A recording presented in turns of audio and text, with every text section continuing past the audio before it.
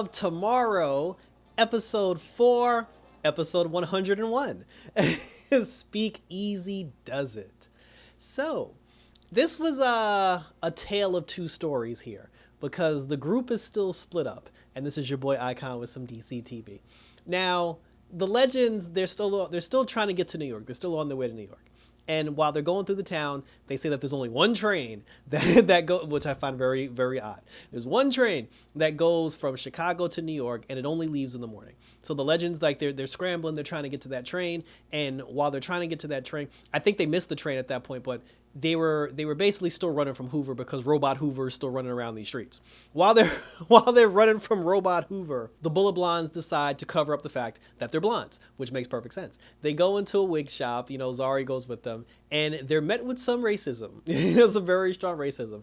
The guy at the wig shop, he basically didn't even want to speak to Zari or look at her, because she's Muslim. And then when Sara had asked him a question, he ended up talking to Sara. Zari looked like she was ready to punch him in the face, and I wouldn't have blamed her, but for that time period, that's what it was. So it's like, there's really nothing that they could do about it. Like the racism just the way at the times, unfortunately. The thing that bothered me was after he was completely like dismissive and like blatantly racist to Zari, and then Sara had asked the guy for some wigs, and then he said he was going to go to the back and get some wigs. Ava like rubs Zari on the shoulder, and then she's just like, it's okay. And I'm like, it's actually not. I was saying, like, it's really not okay.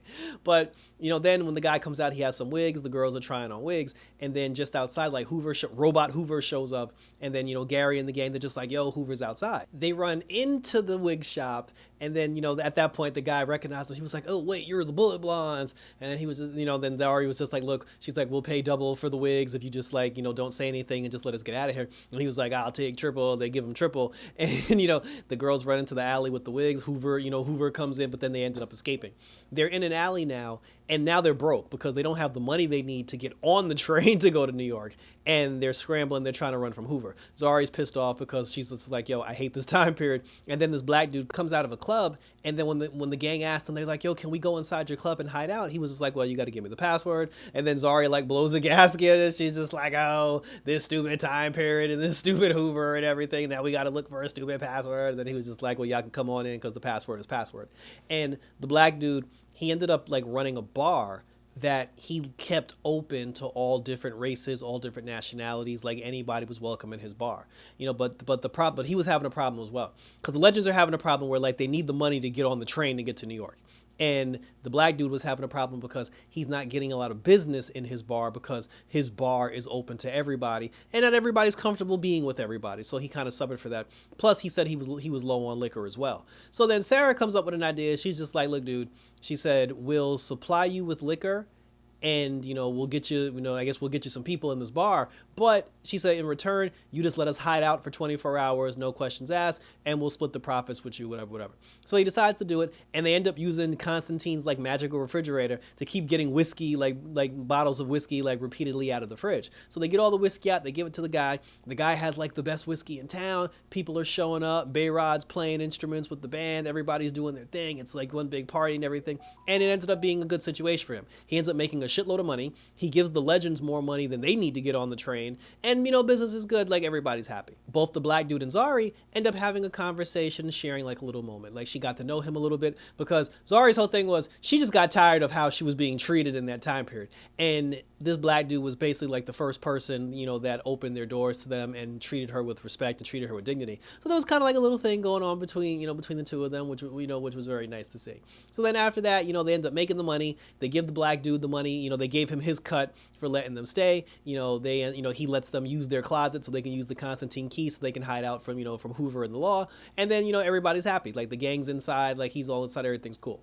Then after that, while the black dude is sitting here counting his money, counting all the money he made for the night, his bar was owned by a mobster, Patelli. I believe they called him Patelli.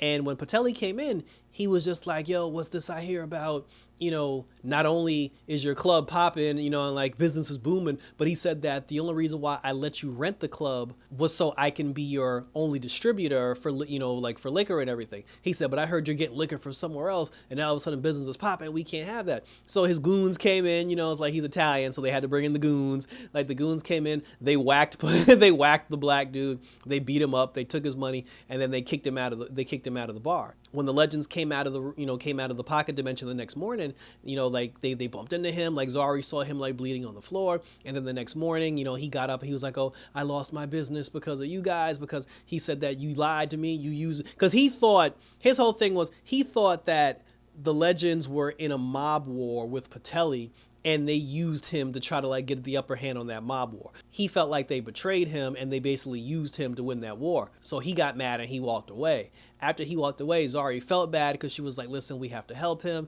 And then, Ava was like, oh, but we can't destroy the timeline. And then Zari was like, bitch, have you not been watching the last 7 seasons of Legend of Tomorrow? Like, we always ruin the timeline. But she said, but this is something that we can actually fix. So she was just like, just allow me to make this right. And then after I make this right, then we can go to New York.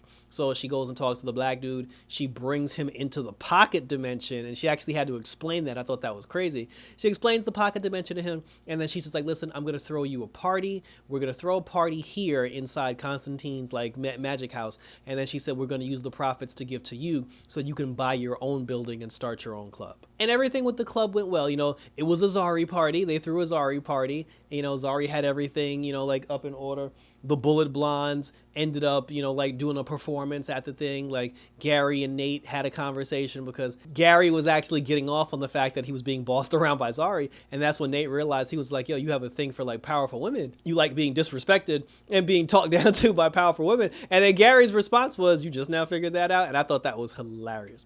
But then he was just like, but you got a problem too, because, you're dating a girl who's inside a totem, and how's that's going to work? You guys need to have the talk about what you're actually going to do. And then while they're talking, Hoover and the gang shows up, to try to like bust in the club. They end up fighting Gary and fighting Nate. Robot Hoover sneaks into the club. And while the Bullet Blondes are performing, Hoover shows up. He tries to interfere in the whole thing. The Bullet Blondes end up tying him up with some, with some sexy rope, kidnapped him for lack of a better word, and then during the commotion, Zari had put her phone down because she went to go dance with the black dude, and then like her phone fell on the floor and it got kicked around. But then after that, they basically like scooped up Hoover, and then after they scooped up Hoover, the next morning they gave the black dude all the money, so now he has enough money to open his own club. The legends got on the train with all the money in the pocket dimension with Hoover in tow. They have Hoover now, and now they're trying to figure out what to do about these robots and like this whole robotic Hoover situation.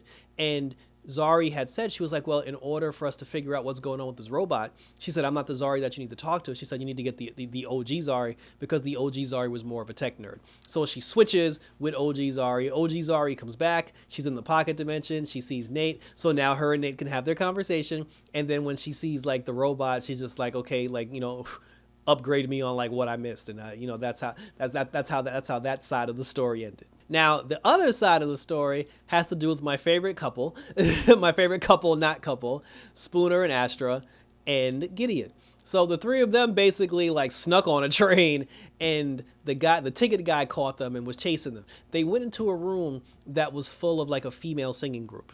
They called themselves the Masquerades. And there was a lead singer where she ended up vouching for them. She told the ticket guy, she was like, oh, like these three women are with us and they're a part of our band. And then the guy, like he had let him go. The girl was dating the mob boss who beat up the black dude at the bar. So all this is connected. Like both situations, both legend stories were connected thanks to the mob boss, which I thought was very funny as well. So then Astra ends up lying and saying like, well, Gideon is a famous British singer, Spooner's her vocal coach, and like I'm her manager. And then they're like, oh, a female manager, like that's great because our manager's a complete ass. And then Astra kind of like felt for them. She felt bad for them. She ran up on the manager. She was just like, oh, this contract is bullshit. And then she was like, you're gonna give them a new contract or else. And then she talked the girl into firing the manager, and then like the manager got mad, and then she used her magic to give them first class tickets. And Spooner's looking at her like, bitch, we ain't here. like we ain't here for this. Like we ain't here captain saving these hoes. We supposed to be out here. She's like, we're trying to get to New York, but Astra was like, she's kind of like committed, to the cause because she felt something for him. And then she said that, she'll help them as far as like getting their career off the ground and like managing them and getting them a new contract. So they actually end up going down to the bar that the black guy used to own. and because the mob boss had taken it over. And then when the mob guy shows up, he sees his girlfriend, and then he's like, oh, because their former manager, the one that she fired, was a friend of his. And he was like, oh, his name was like Johnny or something. He was like, oh, why'd you fire Johnny? And then she was like, because Johnny wasn't a good manager. Astra here, like set him straight and gave us a real contract. And then he was like, oh, this is bullshit. And he was like, he basically talked down to her. He was like, you're nothing. You ain't shit. He was like, when I found you, like you were nothing, and I gave you what you got. You do what I say. And the whole time Spooner and Astra just looking at this guy like, wow. Like, like they just wanted to go over and like punch him in the face. But the woman, she ended up like bowing down to him. And then Astra was like, yo, what's really good? And then she was just like, oh, he found me when I was nothing and I owe him everything. And then Astra was like, nah. She was like, she said, all that loyalty is gonna do is get you killed or put you in a bad situation. But then she was just like, oh, you just don't understand, and blah blah blah. And then like she walked away. So then Astra was like, yo, we gotta help her. And then Spooner was like, no, because she said that we can't save every damsel in distress from here to from Chicago to New York. She was like, we're trying to get to New York, and besides, like, we can't screw up the timeline either. And these were the choices that this woman made in her life, in her timeline. So she was like, we can't mess with that. And then Astra was like, I don't care. And then she asked Gideon, she was like, Gideon, what happens to, because the girl's name was Maud. She was like, what happens to Maud in the future? And then Gideon was like, basically, I guess like a year or so from now, she gets found like, belly up in a river somewhere. And her murder was deemed, I guess like suicide or whatever, like a homicide. They never found the killer, but everybody knows that her boyfriend was the one that killed him.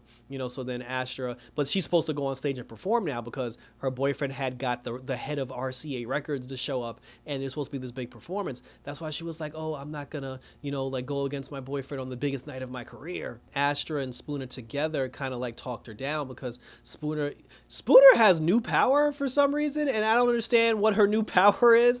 She had the ability, because she can sense the emotion, and she told Maud, she said that every time you're around this guy, you feel sick to your stomach and you feel disgusted, and you can't even stand the sight of him looking at you or touching you. She was like, I feel that.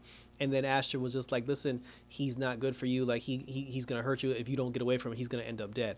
And then they finally got through to her, and then she was just like, you know what? She was like, you guys are right. And then she dipped.